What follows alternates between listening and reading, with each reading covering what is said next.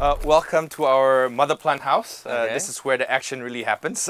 This is where the genetic material starts. You can see these yellow sticky traps. They're actually a way to control the insects. Okay. These mother plant houses is very, very critical because they become our genetic materials. So what we do effectively is we harvest the shoots from the mother plants, small little shoots, and you set them into tubes. And these tubes become effectively seedlings as we move ahead. This mother plant house is a very controlled environment. We have drip irrigation. The irrigation goes straight to the soil. We have these beautiful sprinklers. The sprinklers are actually not for irrigation. It's to cool the temperature down of the environment. And then we have a retractable roof. So the retractable roof, when it's nice and sunny like today, we open up the roof to get good quality sunlight. When it's raining, we close it so that the water doesn't damage the plants. And the second layer is actually shade net. The shade net actually provides shade so that we, again, cool the temperature down. So this is a mother plant house that is quite high technology, and it's very important to control the environment around us. Okay, so how in general these mother plants are quite young, about 3 to 4 months. But mother plants actually last for over 2 years before we replant them. And they're actually so this is like the best of the best, right? Yes, this is the best of the best. Selected, and then we replicate them from here. Okay, let's go back to the April 2030 project. So how is this project very important to the business? So April 2030, it's a new goal that we're announcing publicly very soon. April 2030 is actually a next level ambition for the company. Where do we want to go for sustainability in the next 10 years? And I wouldn't even call it sustainability only, but sustainable development.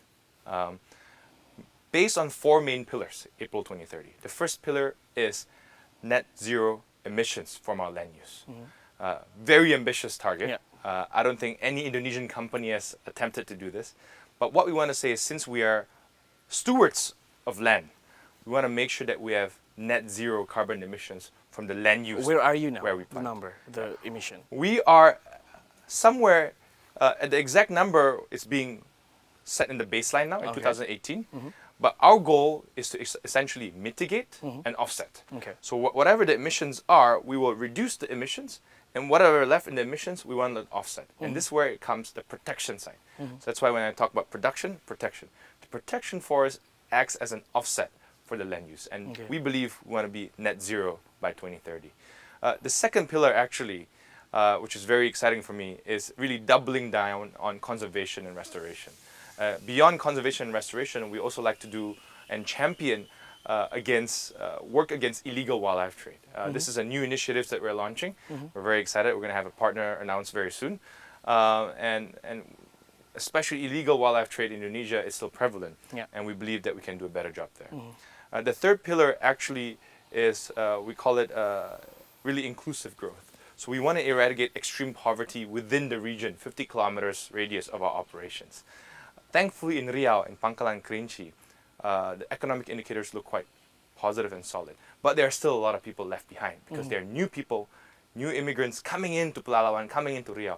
And we want to make sure that they have good human development index, which means access to clean water, good education, a living wage.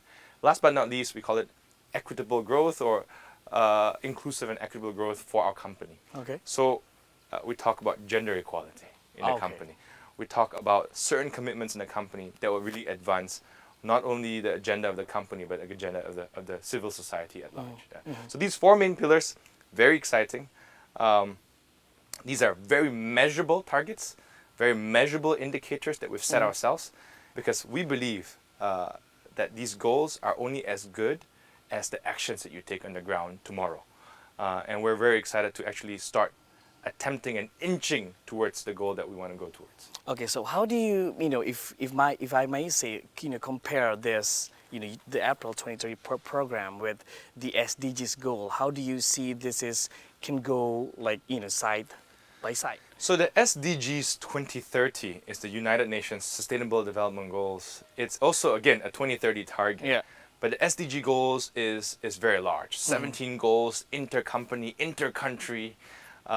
So what we've done, we've actually prioritized the SDG goals to a few areas where we have strong impact on. So we use the SDG goals, we call it as the lighthouse, as the direction.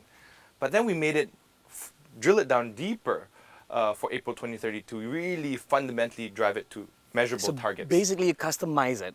You customize it, you put it down to bite sizes so that we can act on it. So our goal, of course, as we achieve April 2030, we're also supporting the larger UN SDG conversation. So with those 4 points, can you explain me more about the community development? Because that is also the most important thing, right? Yes, I think we always say the environment and emissions and climate change, they do not know any borders, both developed and developed nations, or developing or developed nations, right? And hence, us as a company operating in a developing country like Indonesia, it's very rare that a company like us would push ourselves, especially in the sustainability conversation. Most of these targets are set by a lot of the Western Hemisphere companies, right? So we want to take a champion on sustainability, but we cannot forget that there's a development agenda, especially for a country like Indonesia.